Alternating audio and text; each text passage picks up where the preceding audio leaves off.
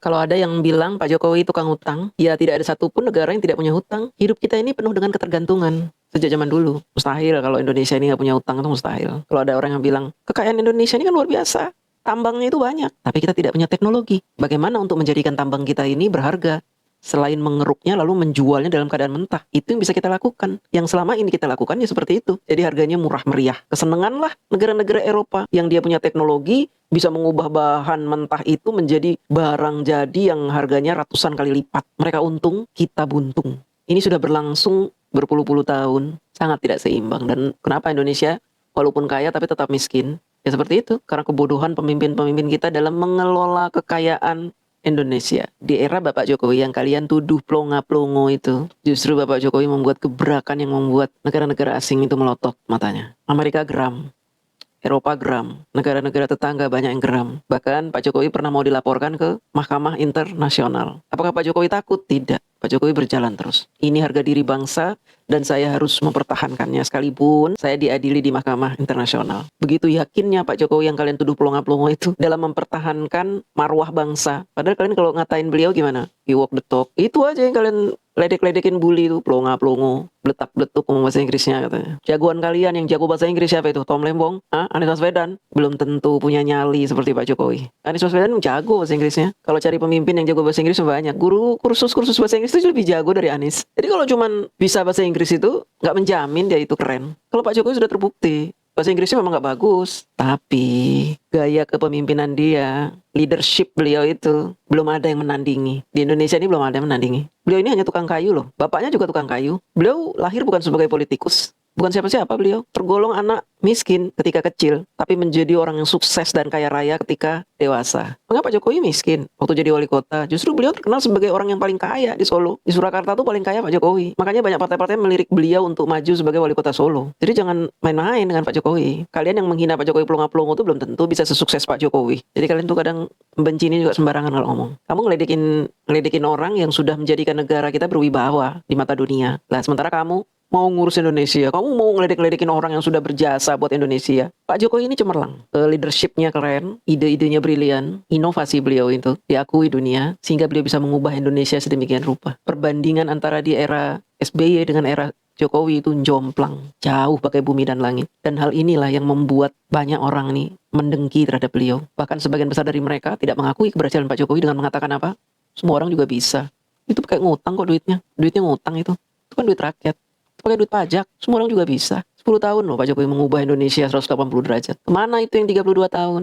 Kemana itu yang 10 tahun? Kenapa tidak bisa? Sama-sama berhutang. Bahkan hutangnya lebih besar. Tapi nggak bisa melakukan apa-apa. Pembangunan-pembangunan yang dijalankan mangkrak. Karena tidak dipantau. Yang penting Bapak senang. Itu. Senang dipuji-puji. Kalau Pak Jokowi nggak mau. Setiap ada proyek pantau. Makanya selesai. Justru di era Pak Jokowi itu memperbaiki bangunan-bangunan mangkrak. Peninggalan dari presiden sebelumnya. Itu dijalani semua. Dijadikan beres oleh Pak Jokowi ini. Pemerataan pembangunan selalu menjadi salah satu janji yang digaungkan oleh para calon pemimpin di negeri ini. Sayangnya, hal ini masih saja sulit dirasakan oleh masyarakat di sejumlah provinsi di tanah air. Namun, hal berbeda mulai terjadi di beberapa daerah sejak terpilihnya Joko Widodo sebagai orang nomor satu di Indonesia. Misalnya saja Provinsi Nusa Tenggara Timur.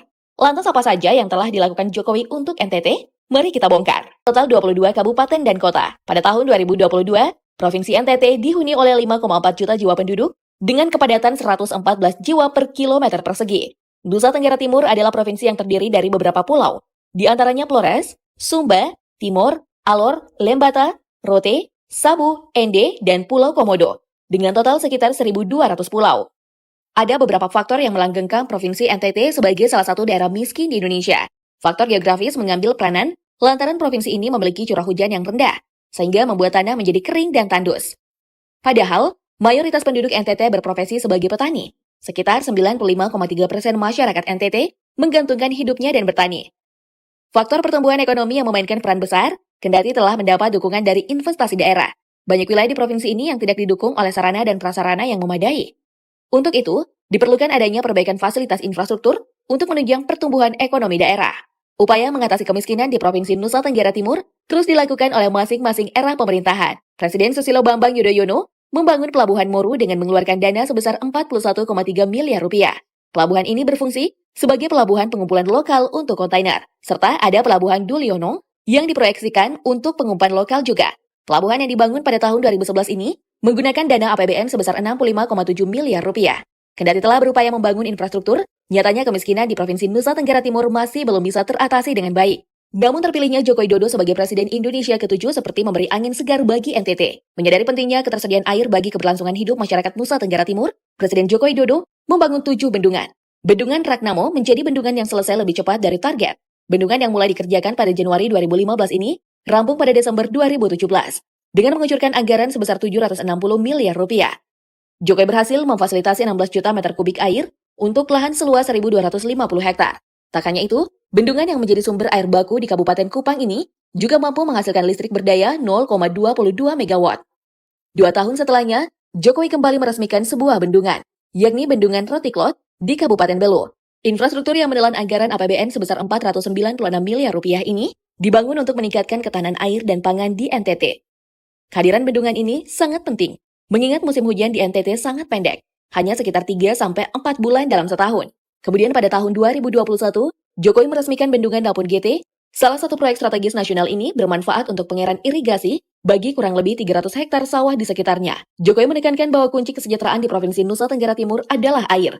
Untuk itu, ia juga membangun 4 bendungan lain yakni Bendungan Temif, Bendungan Embei, Bendungan Maningkin, dan Bendungan Kolhua. Kita patut bersyukur, bendungan Napun Gede di Kabupaten Sika juga sudah selesai. Alhamdulillah. Ini patut kita syukuri. Kesenjangan harga merupakan salah satu masalah yang kerap dihadapi masyarakat NTT.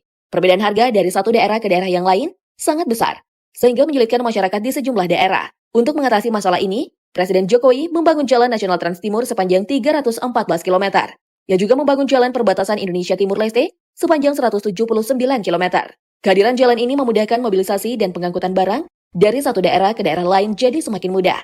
Alhasil, perbedaan harga yang signifikan di setiap daerah dapat diatasi perlahan. Pertumbuhan ekonomi di Nusa Tenggara Timur dipengaruhi oleh infrastruktur konektivitas yang memadai.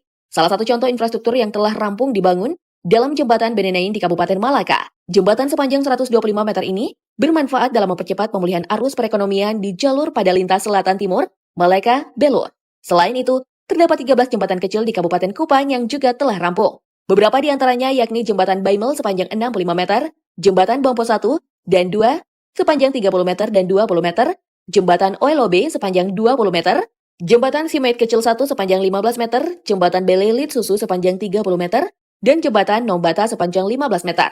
Pembangunan infrastruktur di Nusa Tenggara Timur tersebar di 105 lokasi, yang berperan penting agar mobilitas barang, jasa, dan manusia lebih efisien. Selain membangun berbagai infrastruktur seperti jalan nasional, bendungan, dan jembatan, Presiden Joko Widodo juga mengembangkan industri pariwisata. Di bawah kepemimpinannya, Labuan Bajo disulap menjadi destinasi wisata yang sangat indah. Pemerintah mulai menata kawasan ini, membenahi akomodasi untuk wisatawan, penambahan infrastruktur di sejumlah titik, hingga memperdaya sumber daya manusia serta kesenian lokal.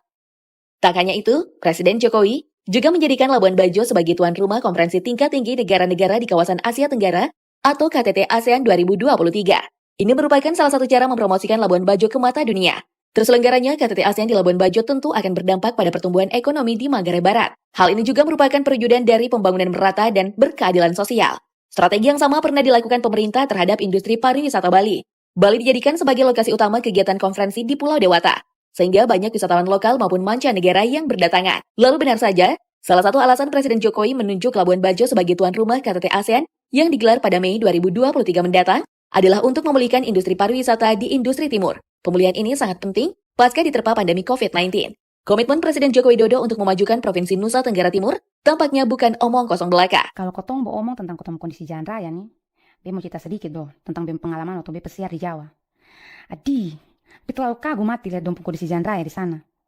Terlalu mulus, lebar, bersih, buat ada jalan tol nih, terus ada jalan layang lagi, jalan lingkar luar, terus masih ada banyak mode jalan raya di sana yang kayaknya beta sudah pernah dapat lihat di Tanah Timur. Nah, coba kotong lihat kotong pun jalan raya di timur sini. Mulai dari Kota Kupang sampai di Atambua. Susempit, balubang, lumpur, baru biasa longsor lagi, sampai-sampai pas kotong mau jalan, kotong tatoa, baru susun bisa lewat. Apalagi kalau masuk di musim hujan. Tambah lagi kalau ada pohon tumbang lagi, jembatan rusak, tanah longsor, baru oto tertanam di lumpur lagi, sudah bisa keluar. Biar oto mau tancap gas kencang-kencang juga, oto sudah bisa keluar. Terus kotong yang penumpang nih, kotong harus turun dari bis, terus bantu om sopir tarik pakai tali, terus kotong sudah tambah dorong dari belakang, supaya oto bisa keluar dari lumpur, kok kotong jalan terus. Ma itu cerita dari berapa tahun lalu Sekarang kotong kondisi jalan sudah terlalu bagus dan sama kayak dulu. Jalan su lebar, aspal hot mix, mulus, terus dia pun keadaan bersih ju. Oto dengan motor su bisa lari cepat dan aman. Misalnya kalau kotong jalan nih, terus kotong ketemu dengan oto dari depan, kotong usah berhenti baku kasih jalan deh. Oh betul su. So kotong lihat di jalan Sabuk Merah yang mulai dari PLB Mota Ain situ sampai di kota Atambua. Begitu juga jalan yang biasa kotong lewat dari jalan Atambua sampai di kota Kusam. Sekarang sudah tambah gagal mati sampai orang-orang dong dari Timor Leste sana iri hati habis dengan kotong pun jalan sini. Indonesia hebat. Jalan di NTT hampir sama dengan Papua. Dulu tidak bisa dilewati oleh mobil. Jadi kalau ada mobil yang ingin melintasi jalan-jalan menuju ke daerah lain, maka harus ada tenaga-tenaga khusus yang menarik mobil tersebut karena tidak bisa dilewati. Nah, kemegahan yang diciptakan oleh Bapak Jokowi terhadap NTT ini membuat rakyat Timor Leste ini iri hati.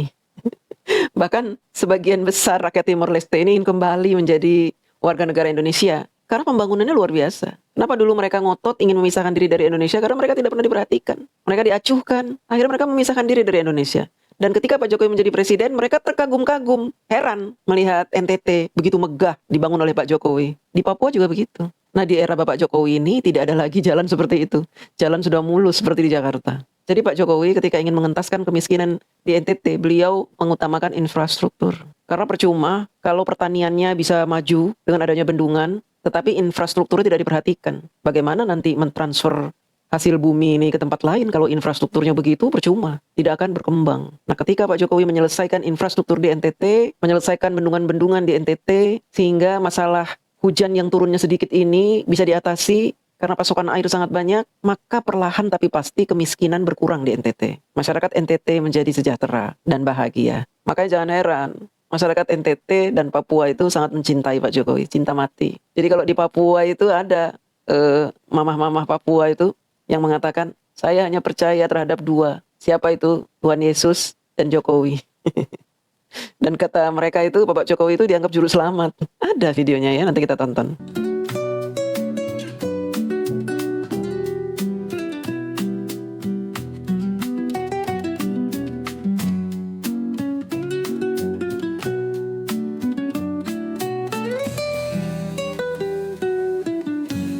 Dari Solo menuju mimpi Nusantara, sebuah visi bersemi, aliran mengalir ke muara. Dengan tekad dan ketenangan, seorang pemimpin mengambil sikap nyata,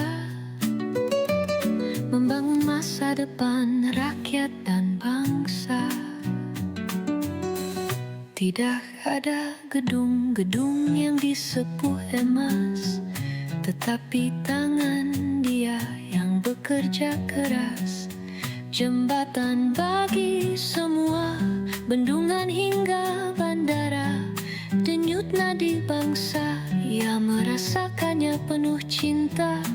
Bintang penuntun dengan kebijaksanaan sebagai pemandunya. Melalui padang zamrud dan pegunungan yang gagah, jalan-jalan baru muncul di bawah langit tropis negeri yang indah. Dari pelabuhan yang ramai tempat, arus global bertemu, menuju desa-desa yang sederhana, tempat harapan terasa semanis madu. Ia memperjuangkan pertumbuhan, kemajuan yang terus melaju. Dengan hati terbuka untukku dan juga untukmu, untuk setiap anak kesempatan belajar dan tumbuh. Tanah yang subur, tempat benih-benih harapan ditabur. Di saat-saat penuh tantangan, mantap, tenang dan jernih, ia menenangkan keraguan dan menaklukkan setiap pedih-perih.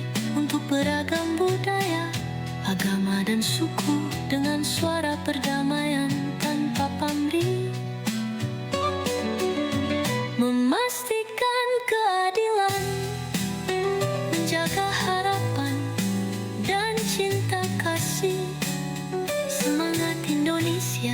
bersinar terang. Suara yang kuat bermandikan cahaya pagi nan gemilang. Kepercayaan rakyat, amanat yang diembannya tak akan hilang, meninggalkan jejak abadi di hati dan tempatnya terbilang. Jokowi pemimpin kita sejak kemarin dan selamanya. Meski segelintir orang ingin menghapus jejaknya, kami tak akan pernah berhenti menorehkan tinta cinta untuknya, agar menjadi cerita indah untuk anak cucu kami dengan rasa bangga. Pernah memiliki pemimpin bangsa yang tiada duanya.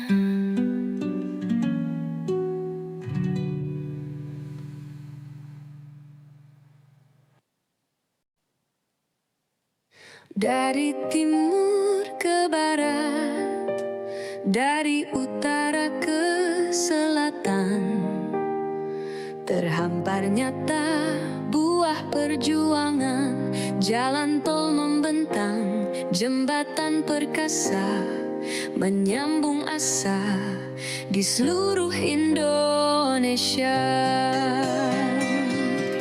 Indonesia maju, karya Jokowi nyata, fondasi kuat untuk bangsa berjaya. Berani melangkah, Indonesia megah, mewujudkan mimpi, tiada lelah. Infrastruktur merata, bukan hanya di Jawa, Papua bersinar, Indonesia berjaya. Pelabuhan baru, bandara gagah berdiri, konektivitas bangsa tak terhenti. Indonesia maju, Jokowi adalah kita. Tol laut, tol langit, hadiah tak terkira.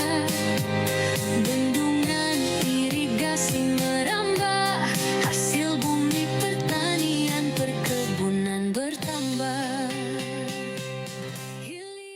Pembangunan yang dilakukan oleh Pak Jokowi yang membanggakan Indonesia, salah satunya adalah pembangunan perbatasan. Ada 6 perbatasan yang dibangun oleh Pak Jokowi. Berbeda dari sebelumnya. Kalau dulu itu perbatasan itu hanya dibuat ala kadarnya. Bahkan cuma ada plang saja. Di era Pak Jokowi dibenahi. Kita lihat ini. Sebelum era Presiden Joko Widodo, keadaan pos perbatasan Indonesia dengan negara tetangga sangat memprihatinkan. Bahkan ada yang terlihat ala kadarnya dengan hanya berbentuk seperti sebuah patok perbatasan desa. Tapi semenjak Jokowi menjabat, pos lintas batas negara atau PLBN tak layak itu disulap menjadi lebih cantik dan megah. Langkah Jokowi ini sempat membuat negara tetangga iri karena dinilai sukses dalam menaikkan citra Indonesia lewat pembangunan pos batas tersebut. Di sisi lain, Jokowi juga dianggap berhasil membangun daerah luar Indonesia yang selama ini kerap dianaktirikan oleh pemerintah pusat. Lalu apa saja perbatasan Indonesia yang berhasil dirombak oleh Presiden Jokowi? 1. Skau. Pos perbatasan Skau merupakan batas antara Indonesia dengan Papua Nugini. Perbatasan ini terletak di distrik Muara Tami, Jayapura, Provinsi Papua. Sebelum direnovasi, pos ini memiliki tampilan yang suram. Bangunan yang ada di sekitar juga kurang beraturan. Apalagi pos ini sempat jadi tempat baku tembak antara pasukan Papua Merdeka dengan TNI penjaga perbatasan yang semakin menambah kesan suram. Pada tahun 2017, Presiden Jokowi meresmikan posko yang baru. Tampilan megah terpancar dengan hadirnya gedung utama berhiaskan ornamen khas rumah Tangfa dan ornamen lokal lainnya di sisi luar gedung. Di halaman gedung juga terdapat sebuah patung Garuda raksasa yang menghadap ke arah Papua Nugini. Di arah timur pos, yang dibangun dengan biaya 246,5 miliar rupiah ini, ada gerbang raksasa dengan 2 akses masuk yang dihiasi ornamen khas Papua dengan tulisan "Selamat datang di Indonesia, Welcome to Indonesia" yang menghadap ke Papua Nugini. Kerennya lagi, di sini juga terdapat sebuah mercusuar 10 lantai bertinggi 50 meter yang berfungsi memantau keadaan perbatasan kedua negara.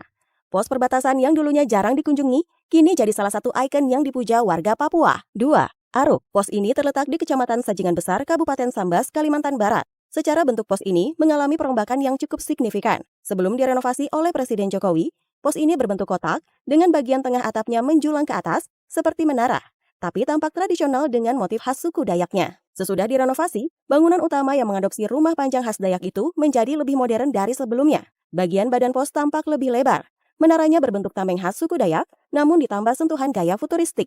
Tak hanya itu, PLBN Aruk yang memiliki luas 9,1 hektar dan luas bangunan utama sebesar 4.118 meter ini dilengkapi dengan klinik, pemindai truk, jembatan timbang, gudang sita, rest area, 24 kios, dan masih banyak lagi. Menurut data, setidaknya ratusan hingga ribuan orang melewati batas negara ini setiap harinya. Selain itu, perbatasan ini juga diklaim sebagai yang termegah di Indonesia, karena pemerintah harus menggelontorkan dana hingga 131 miliar rupiah dalam pembangunannya. 3. Entikong. Diresmikan pada 2016, PLBN Entikong terletak di Jalan Lintas Malindo, Kabupaten Sanggau, Kalimantan Barat. Lihat saja tampilan PLBN Entikong yang baru. Secara keseluruhan lebih cantik daripada sebelumnya, di mana terdapat bangunan utama yang terletak di tengah area pos perbatasan yang bernuansa modern dan etnik Dayak. Di halaman gedung tersebut juga terdapat tugu Pancasila yang semakin menambah kecantikan pos perbatasan ini. Jangan lupa juga, pos ini dikelilingi oleh perbukitan hijau yang kian memanjakan mata. Menurut Kepala Bidang Pengelolaan PLBN Entikong, Victorius Dunan, menyebut renovasi pos ini sangat membantu dalam meningkatkan perekonomian dan memudahkan mobilitas para warga sekitar. Apalagi, pos ini kabarnya juga lebih megah dibandingkan pos milik Malaysia yang berada di Tabedu, Sarawak, yang secara tidak langsung menaikkan harga diri Indonesia di depan negara Malaysia. 4. Wini, terletak di Kabupaten Timur Tengah Utara NTT, pos ini menjadi gerbang batas antara Indonesia dan Timur Leste. Pos Wini mulanya berbentuk sederhana, seperti sebuah rumah kecil yang beratapkan seng. Tampilan sekitar pos juga terkesan monoton tanpa ada hiasan, pepohonan, atau monumen yang mempercantik bangunan. Tapi setelah direnovasi total dan diresmikan pada 2018 lalu, pos yang pembangunannya menelan anggaran sebesar 130,42 miliar rupiah ini menjelma jadi tempat wisata dadakan. Pasalnya, banyak warga sekitar yang datang untuk menyaksikan kemegahan ataupun bersuah foto di depan bangunan utama yang terletak di depan gerbang utama. Bangunan tersebut nampak modern dan di halamannya terdapat sebuah taman dan patung Garuda serta tulisan Wini Indonesia berwarna merah putih. Jika Anda ingin bepergian ke Timor Leste atau sebaliknya, Anda juga tak perlu khawatir karena di pos ini juga disediakan wisma untuk menginap dengan fasilitas kamar mandi dan shower. Namun Anda harus menyiapkan Rp300.000 untuk satu malamnya. 5. Moto Ain. Satu lagi pos perbatasan hasil karya Jokowi. Pos Moto Ain namanya. Pos yang berlokasi di Kabupaten Belu NTT ini menjembatani akses antara Indonesia dan Timor Leste. Saat ini pos Moto Ain berubah 180 derajat dari sebelumnya. Di bagian pintu masuknya dilengkapi dengan teknologi canggih, sehingga bisa ditutup dengan menggunakan remote.